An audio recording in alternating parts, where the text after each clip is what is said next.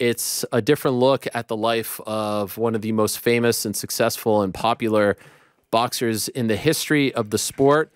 And I suggest that everyone watches it. Here he is, the one and only Oscar De La Hoya, joining us in studio. Brother? A great honor to have you in. I really appreciate it. How are you? Thank you so much. All good, brother. Thank you. Have a seat, and thank you for coming by. I really appreciate this. It's great to see you. You good? All good. Yeah, they tried to put your chair down there to make you seem smaller. What's up with that? I wanted to give you a little punch in the abs just to feel them, you know, because I hear you can see them if you rock hard, huh? Oh yeah, unbelievable. Still, nothing's changed. No, nothing's changed, man. It's a good investment. Great investment. Yeah. Great doctor. Great doctor. I'll give you the number. Okay, thank you. I appreciate it. What are you trying to say? You think I need it? No. Well, everyone needs everybody it. needs it. Everyone needs it. Oscar, hey, this is cool, man. You like this? Yeah, this is awesome. Where's my bobblehead at? Where's my? Do you have one? I have a Funko Pop. Oh yeah, yeah. I have I'll bring you one. I'll bring you one. Yeah, that would be nice. I'll bring you one. I appreciate that. Yeah, you go on a lot of shows. No one has a studio like this, right? This is cool. This is big time. It's cool. I was watching the documentary yesterday. I watched it yesterday. We'll get right into it. Comes out next week. Both pieces? Both. Yeah, yeah. Okay, I have a lot to ask you about.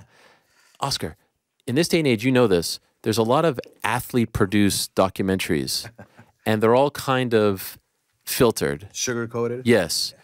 It feels like you're getting 80% of the story, 70, 50%. Sure. And I'm watching this, and at one point I'm like, is Oscar cool with all of this? This is like brutally honest. Is it? And clearly you're cool with it because you're promoting it. I see it on your social. You're here. But I was like, holy shit, man, this is a lot of stuff. Yeah. And everything is addressed. In the back of my mind, I'm like, oh, they're probably not going to talk about this. You talk about that. Everything. Everything. Why did you do this? I mean, look, first of all, at 50 years old, I just thought, look, it's never too late to tell your version, your side of the story, to tell the truth. Look, as a kid, I started fighting at 5 years old, 6 years old.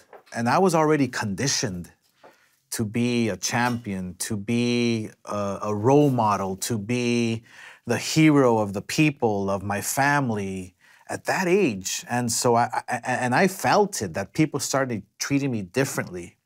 And so you become a robot. Over the years, I'm winning national titles, Golden Gloves, this, that, Goodwill Games, the Olympics. I become the golden boy. I'm only, what, 17, 18 years old.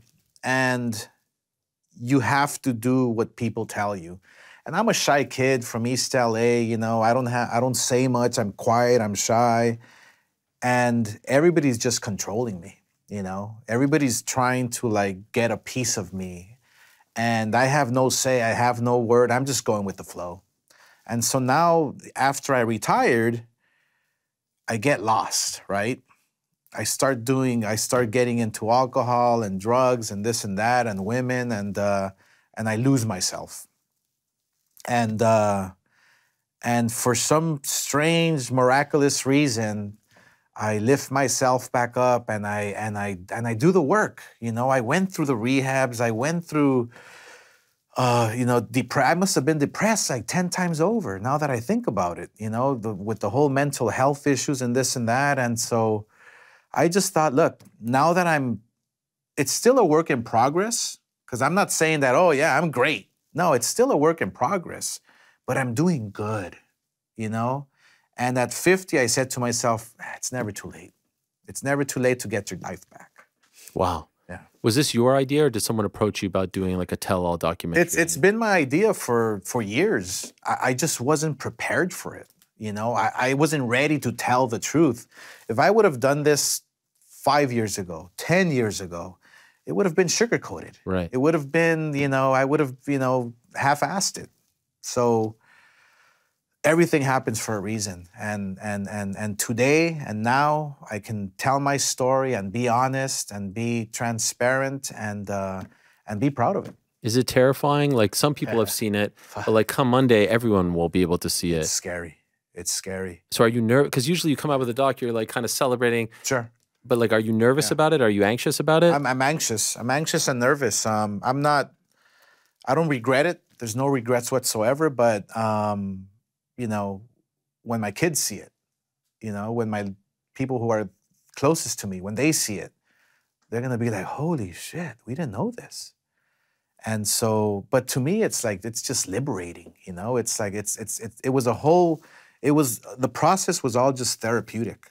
It was all just like, let me let out my frustrations. Let me let out these feelings that I've been holding in forever. Have you watched both parts? Yeah. What was that like the first time you watched it? Yeah, just super emotional. I mean, we had a screening the other day for close friends and family, and I couldn't stop shaking. I couldn't stop sweating, and I was nervous and you know, crying, and you know, it's emotional. It's emotional because yeah, I've been through a lot, man. I've been through a lot. And that's in a room with other people. That's even more like sort of yeah. revealing, right? Oh yeah. Oh yeah. It's one thing to watch this like Oh, in yeah. the privacy of your home. Right. Right.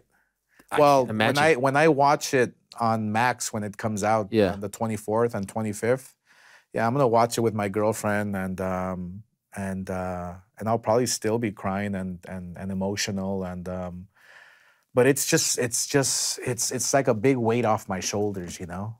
I wanted people to know the truth. There is, and by the way, why did you want people to know the truth? Why was that important? You know, over the years, living with the lies inside, you know, and I'll explain. So the first lie that really weighed on me was my mother, her dream. Supposedly, I dedicated that gold medal for her because she asked me to. It was her dying wish. Well, it wasn't like that, you know. When I got back from the Olympics, being 18 years old, I get out of the ring after listening to the national anthem. I'm on the podium, first place. I get out of the ring, and Fred Rogan, at the time, I believe, tells me, "So you did this for your mother. It was her dying wish. How do you feel?" And I was like, I feel great, yeah. And from there, it just caught fire, and that was the story. Yeah. You know, my mom's dying wish. And I didn't say anything about it. I didn't do anything about it. I just thought, okay, well, that's what it is. And it caught fire everywhere. Right. And so that lie inside of me, you know, just thinking about that every day, it's like that, and it's not true, but I can't say anything about it, you know, because I'm so into it now. That's the story, and everybody loves it. It weighs on you. Over the years, it weighs on you. It burns you inside, you know? So I was just fed up with it, man. It was about time that I just say the truth. Everything that happened to me, I say the truth, and I will set myself free. So this is breathtaking watching this, because like when you won in 1992, I'm 10 years old. Like everyone remembers that. This guy from America wins the gold medal, and he did it for his mom who died of cancer, and he promised her. Like Jay Leno's introducing you. Like you're everywhere. You are like the face. You are the new Mexican superstar. All this stuff, and none of this is true. You come out of the documentary, and there's a part of me watching this like, why do you even tell this now? Like we all believe it. No one's questioned this. And now you're telling us this was all a lie. How could when you go back to your hotel room, like you're going to Leno, you're an 18-year-old kid. Your mother has passed at this point, and you're talking about making her like this promise that you're going to win, and it's not true. You look at yourself in the mirror. Are you not like kind of disgusted by that? Is it that's a tough? I didn't have time to look at myself in the mirror. I was too afraid. I was too scared. I couldn't do it. Wow. You know, being abused as a child, physically and emotionally, and living this life as a prodigy, you know, you have a lot of yes people. You have a lot of people who are just constantly reminding you, you are great, you're the best, you're this, you're that. So you start believing it, and you don't realize, you know, time is going by, and it's like you're getting older, and you start believing the hype. And I didn't have time to look at myself in the mirror. I was too scared. I didn't have time to ask myself the question, you know, like, who are you? I couldn't do it. You know, I was a coward. And so when I literally took the bull by the horns, I decided, hey, I'm gonna literally do something that is really hard to do, and that is tell the truth, and that is look at myself in the mirror and tell myself, you know, who are you? And when I was ready, you know, I found out that, you know what, you're not that bad. You're not that bad of a person. You're not that bad of a person like the way my mother taught me that I was. You know, not having a relationship with your father. He never told you he loved you. My mother never told me she loved me. So it's like you start believing all that, and you start questioning who you really are. And it took a lot of courage, man. But I'm glad I did it. So not only did that conversation never happen when you were younger and you were training and you were in fights, you would think of your mother letting out your aggression because she would beat you. Oh, yeah. She would beat you so hard that it wouldn't even feel like it stopped feeling. I became numb. Yeah, at 13, I remember I was numb. It's like I would tell her, just keep hitting me. I'm not feeling it. And she would cry of anger, like just whipping me. And I was like, it's not hurting me. Why would she beat you? I don't know. The only thing I can figure out is that maybe her upbringing was very tough, you know. Grandma was very tough. Okay. And I can imagine. I mean, look, she crossed the border at 14 years old from Mexico. And when she met my father, well, my mother was a professional singer in Mexico, singing in like little bars and restaurants. And that was her dream. And so when she met my father told her, because he was this macho, jealous Mexican guy, he told her, you're going to sing or you're going to marry me. Huh. And so she obviously decided to marry him. Her singing career was over. So you can imagine all the frustration from her, the anger from her. And I don't know, I'm the middle child. I don't know why I got it. But yeah, it was devastating. And this is something I've never told anybody. And when you're telling this story about the promise to her, is anyone in your family saying, it didn't actually happen? Are they questioning your story behind the scenes, and is that putting any pressure on you? Well, yeah, there is a lot of pressure because nobody knows. I mean, they're going to know when they see the documentary. Oh, wow. But I haven't talked to anybody. Really? No. You haven't talked to your dad? No. Your brother? No. Wow. Yeah. They're in it. Oh, yeah. But they haven't seen the full... They haven't seen the full Is that must be the most nerve-wracking... Yeah, it's scary. It's scary, but, you know, my sister, which is in it, my brother's in it, and by the way, my brother was supposed to be the prodigy. He was actually way better than me. And he tells the story on the documentary where he just decided to quit because he didn't like boxing. And they literally disowned him. My family abandoned him because he wasn't boxing anymore. So then I was the chosen one, you know? It's pretty emotional. Yeah. And your kids are in it too. Yeah, my older kids are in it. Yeah. And they haven't seen it yet either. No, they haven't seen it either. You know, I told them, hey, tell the truth. And I wanted them in it because I want everybody to know the truth, you know? My closest family, my kids, my father, my sister, my brother, there's Bob Arum. Ex-wife and all. Yeah, Bob Arum's in it. I was like, holy crap. That's why I was wondering if you were behind this, like if you were okay with all this. Yeah, of course. Some of your biggest enemies. Yeah, there's, you know, my ex-girlfriends who I have kids with. Yeah. I wanted them to speak, and I wanted to listen firsthand on how they really feel about me through this film. Was there anything that was off limits? No, zero. Nothing. I can't imagine. No, I talked about everything. I talked about those famous photos too. Yes. Yeah. That was the one that I was like, there's no chance they're touching this. That's actually the first thing I wanted out there. When I decided to do this with Mark Wahlberg on HBO and Mario Lopez, who also did an amazing job, I said, look, I'm ready to talk about it, whatever you want to talk about, you know? My life is an open book.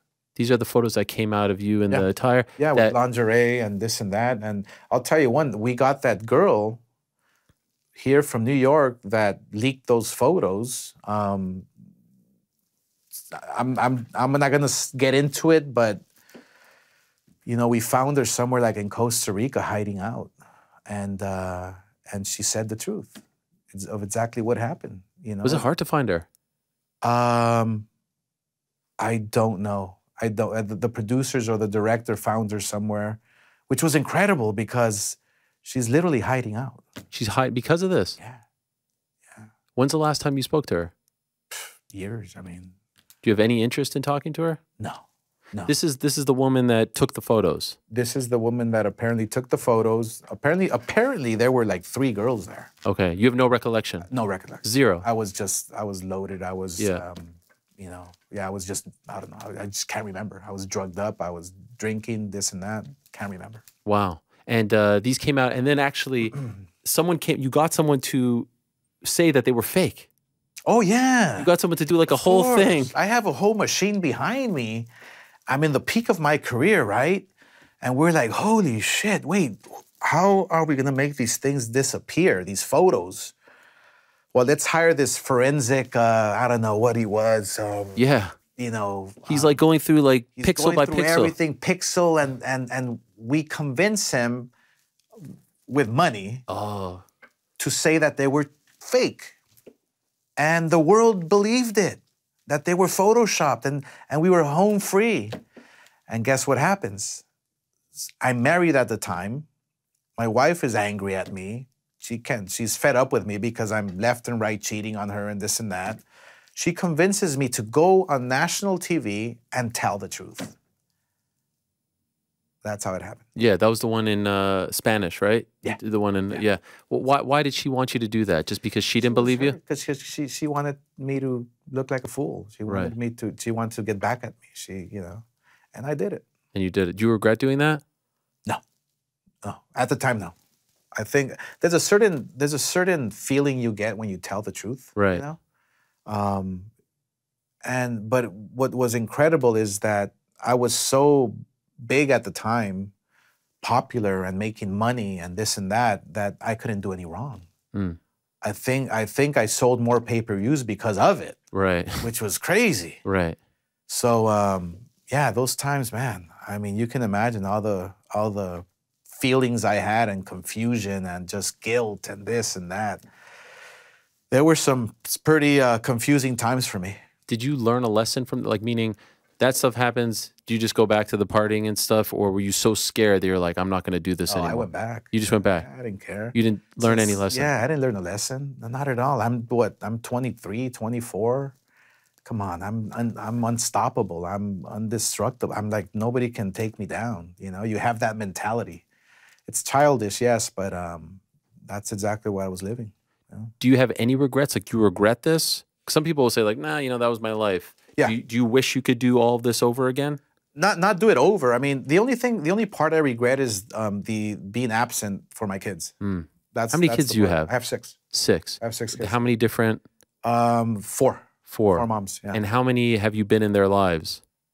Well, I've always been in their lives. Okay. There was just like this void. Okay. At a certain time, when I was going through all this shit, and that's the part I regret. That's the part that is still a work in progress, even till this day. Because kids don't forget. Right. They don't forget. So as long as you can do the work, as long as you can, try to make it right, then you're on the right, you're on the right track. You're doing something correct, and so, yeah, it's been a roller coaster, man. It's been a roller feel their coaster. pain when you watch them. Like, you could see the pain on their face in the doc.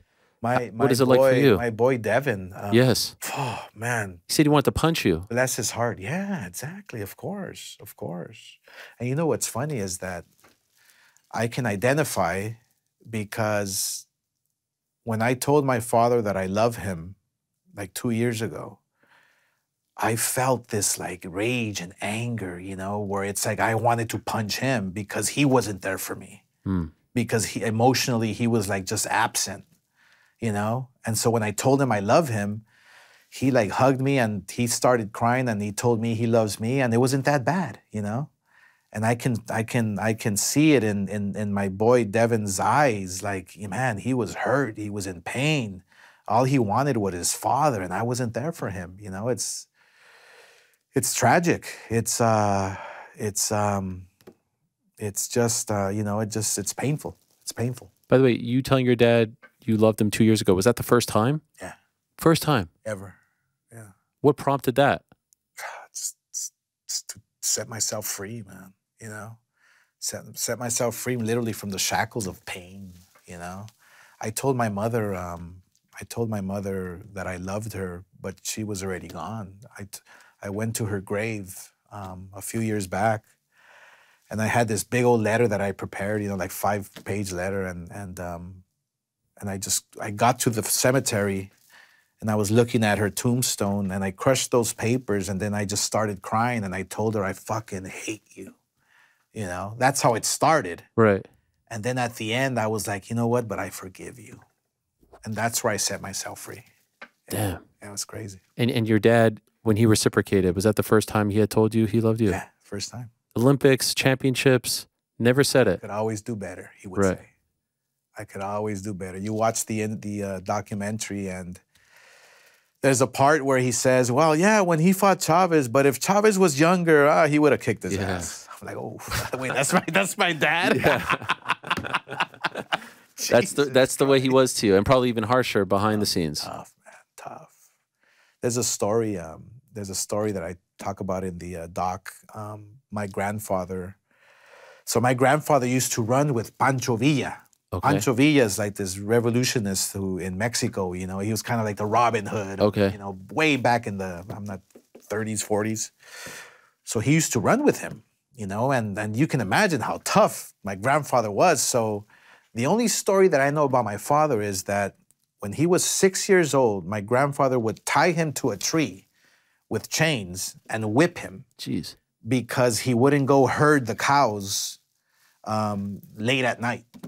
That's the only thing I know about him. That's the only story I know. Wow. You can imagine that.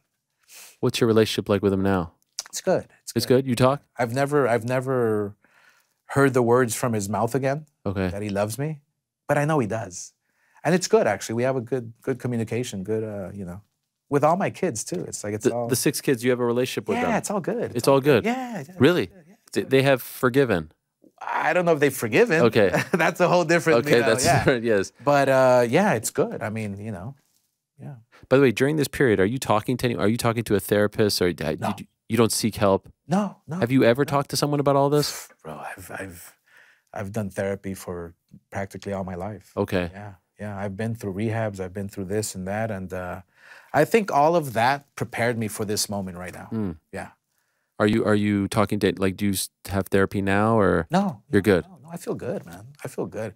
You know, it's at 50 years old, I finally realized, you know, that I matter, and I put myself first. You know, because you can imagine, I'm a people pleaser. I want to, like, you know, please the fans. I want to, you know, I'm a yes man. I'm like, yes, I'll do anything for you. And, you know, it's like, I'm a nice guy, right?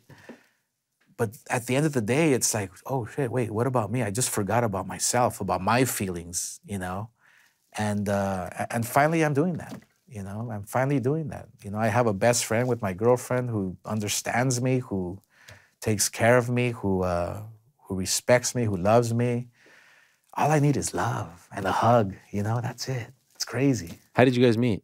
I was doing a pilot for a new boxing show, and so I needed somebody to do the commentating, you know, somebody that's good looking, right, that's hot, you know. And so I called up Holly, and she agreed, and right there we just hit it off. So throughout this 2-part documentary, there's a lot of talk of infidelity and stuff like that. Yeah. When you watch it with her, what makes her think that you know, like, that's a tough spot, right? No, it is. It is. Well, look, I finally realized literally what matters. We've never spent a night apart, you know, my choice, you know, because I finally love somebody. I finally love a person who loves me back, who knows how to love me back. And we have the best relationship, man. It's crazy. Yeah, she is actually the first person that I've never cheated on. Wow. It's amazing. It's crazy. And, you know, it's all about, you know, you grow up, you become mature, you realize what's important, what really matters, you know? Yeah, and I'm actually proud of that. You know, it's one of the things that I'm most proud of, because people ask me, well, what's your legacy? And I'm like, well, you know what? Fuck my titles. Fuck everything.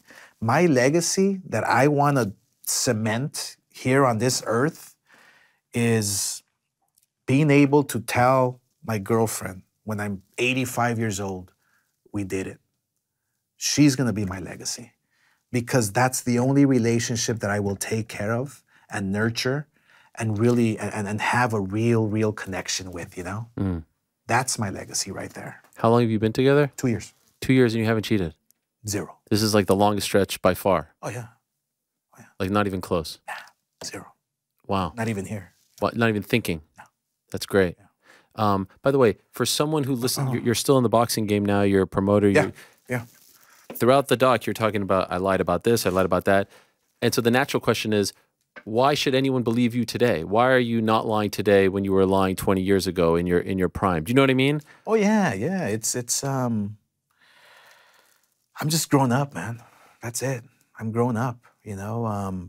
I try to do the best job possible as a promoter, you know, to make the biggest fights happen, to treat my fighters right, to, you know, you always try to do the correct thing, you know, and it sometimes doesn't pan out the way you planned it, but you know, it's as long as you do the job and as long as you do it right, as long as you're honest and transparent, then you know, then I'm okay. I'm okay with myself, you know. Fighters are gonna disagree with me, fighters are gonna ask questions, this and that. Fighters are gonna have a lot of whispers in their ears, a lot of management that really don't know the game. But all I can do is just, you know, be as honest as I can, you know, because there's a lot of money to be made in the sport of boxing. Everybody's getting their piece of pie. So might as well just do the right thing and walk the walk. Where do things stand with Ryan Garcia? We have a lawsuit right now that, you know, I'm not suing him for money. He's not suing me for money. I just want him to honor my contract. That's it. And what needs to be honored? Is he trying to break out of the contract? Is he trying to end the relationship? No, no, no. I mean, just honor your contract. That's it. You know, you have obligations. Right. I want you to fight. I want you to be a legend. Do you think I wanted him to fight Tank Davis with a rehydration clause? Hell no. I'm looking out for him.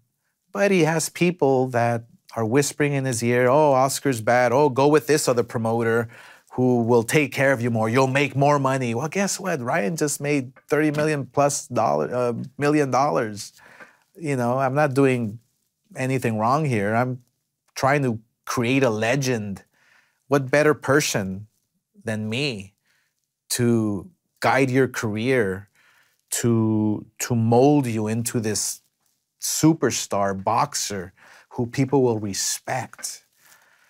But all these whispers, man, all these whispers. Does it bum you out that the relationship has reached this point? It has. Yeah, it has. But you know, Bob Arum once told me, Oscar, you're gonna get disappointed. You're gonna get disappointed, and they're gonna break your heart, meaning fighters. Yeah. So don't take it personal. And you're not. No. The back and forth on Twitter, it's like it's hard to watch because like you're like we view you as like his big brother, and now it's like going back and forth. And is there no way to deal with this behind the scenes that it never gets out? Was that just inevitable that it was going to get out in the public, and this is the best way to deal with it? Well, I mean, look, people have kept me away from him. So you can't speak to him. No. Why not? You can't call him up. No, zero. Do you think it could get fixed if you guys just have a face-to-face? I don't know. I don't think so. Okay. I don't think so. No. But look, I mean, I'm a promoter, and I'm going to be a promoter till I'm Bob Arum's age. Right. You want to be? Yeah. I love it. I love the sport. I love boxing. It gave me everything I have. Right. I hate it, but I love it. You know? Right. And, you know, fighters come and go. Will you be promoting his next fight, do you think? What's your prediction? Oh, absolutely. Yeah, you think so? I still have several years in this contract. Okay. Of course, yeah. There's no way you come to like an agreement and you go your separate ways or something like that? No. Okay. Zero. And what's up with you and Eddie? What's the beef there? What's the problem? What is going on?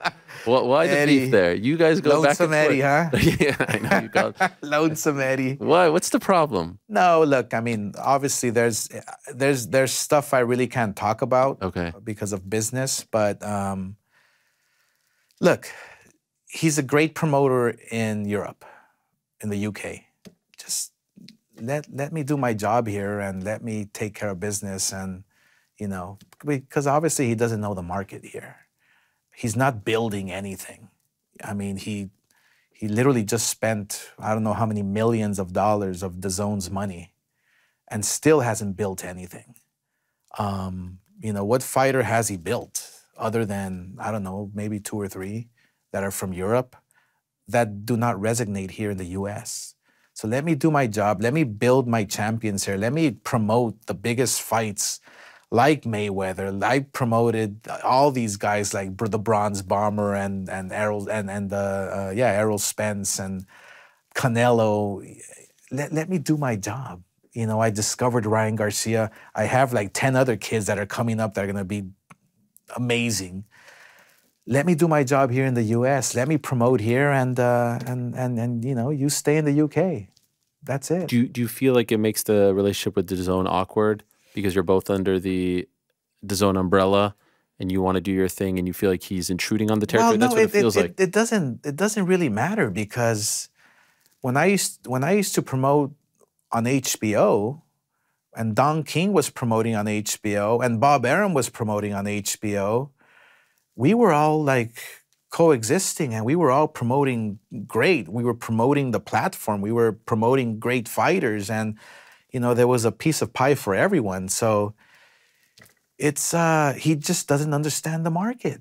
There's nothing wrong with that. You know, Bob Arum right now is doing an amazing job on ESPN, and you know, you have other little small promoters here and there, but you know, I'm the promoter here in the U.S. and I know what I'm doing. No one, you feel like no one could come over from overseas to be Well, successful? yeah, if they understand the market and they do it right, you know.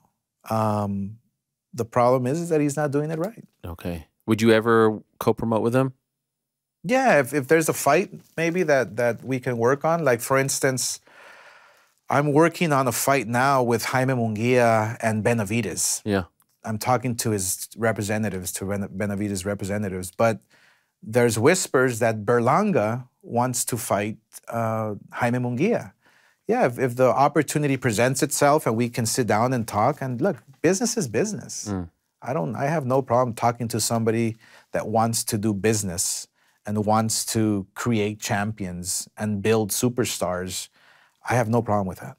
I know we just have a couple of minutes left, so I will wrap this up in a second. This has been great. Thank you very much. Oh, you're welcome, man. And the doc is must-see TV. Yeah. There's something kind of symbolic and beautiful about the fact that it's an HBO sports doc, right? Oh, that it's like... brings back memories. Right. Man. Oh, man. Yeah. For me, too, like that footage. Imagine if HBO came back. I would love it. Yeah, that was big. Yeah. That would be big. It's like there's a void there, right? Sure, sure. Do you think they'll come back? You never know. You're doing something with them now. You should get in their ear. You never know. Yeah, you never know. But you being on it, like I was just gonna ask, and clearly it's yes. Do you love that this is on HBO? Oh my gosh, yeah. Like I said, it brings back memories. There was nobody better. Production was just A-class. It's just they know how to do it. Yeah, it was really nice to see that, and you know, just the whole thing is just so freaking real. It really is. I was wondering, are you sober now? Sober now? Yeah, not Like right this second. Like, no, you're not. No, I have no problem. Okay. I have no issues. At one point, you did. Yeah, I got out of control. Okay. Absolutely. I was digging my own grave. I was like, yeah, spiraling like there's no tomorrow. But it's not an addiction. I'm not an addict. I just took charge of my life, you know? And therefore, I can make the right choices.